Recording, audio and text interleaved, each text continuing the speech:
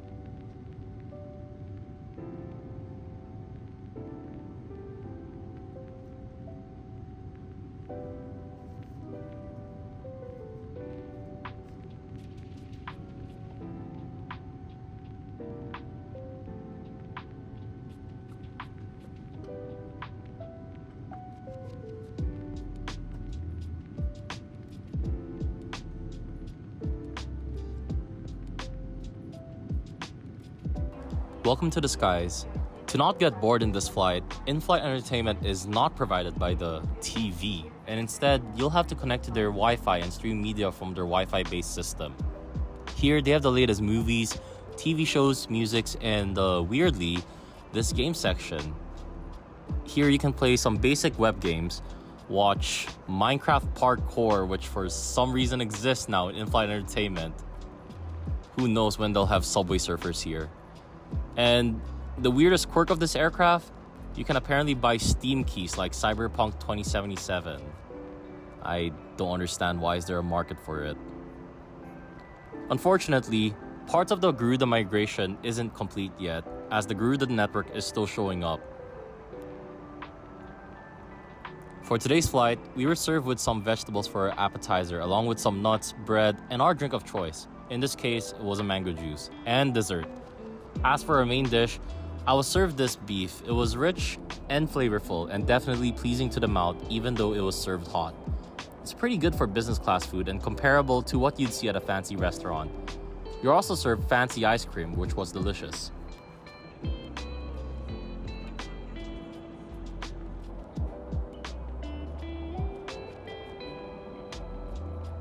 Hey guys, welcome to the Loo review. Unlike other Philippine Airlines airplanes, this Loo is probably the biggest Loo you've ever seen in their fleet.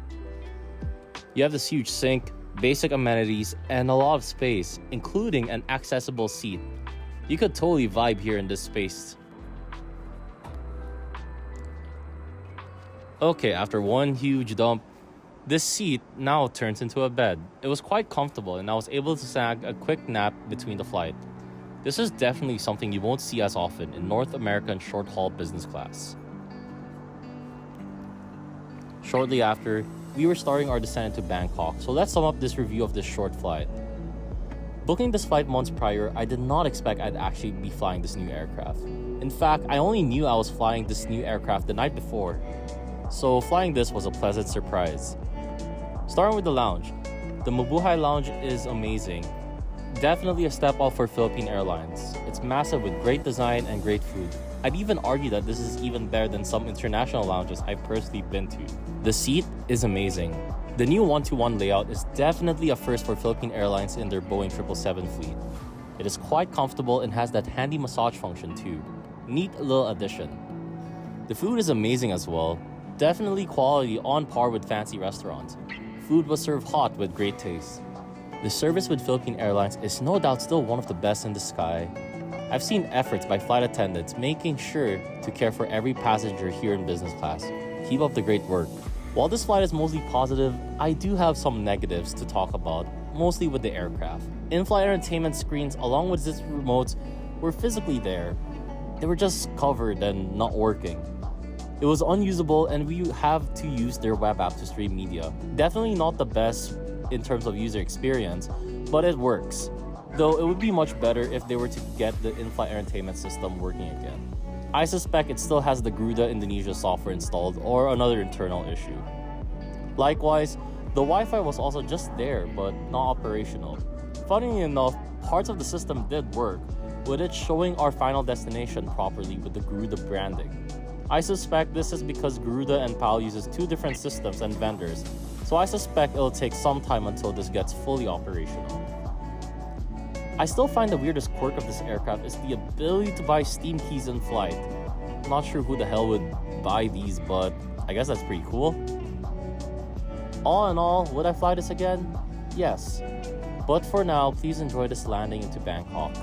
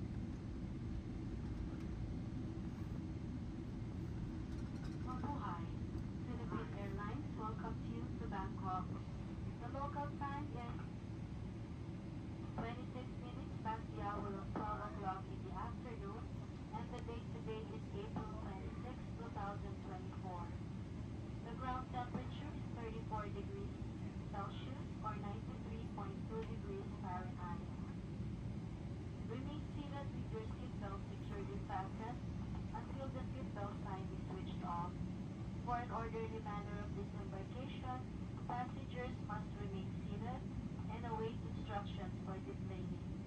We shall commence passenger deplaning as soon as we receive clearance to do so. All passengers with connecting flights out of Bangkok will be given priority. Remain seated until your turn has been called upon for deplaning. Passengers who need assistance, please approach our cabin crew and ground staff who will be happy to assist you. On behalf of Captain Jonathan Bautro and the rest of the crew, thank you for flying Philippine Airlines. Welcome to Bangkok. Overall, I had a great flight flying this new aircraft with Philippine Airlines. While it's not fully fleshed out yet, it's still an amazing experience nonetheless. Hoping to fly this aircraft again next time when I have the chance. Thanks for watching. I appreciate a like and subscribe if you liked it, and have a great day.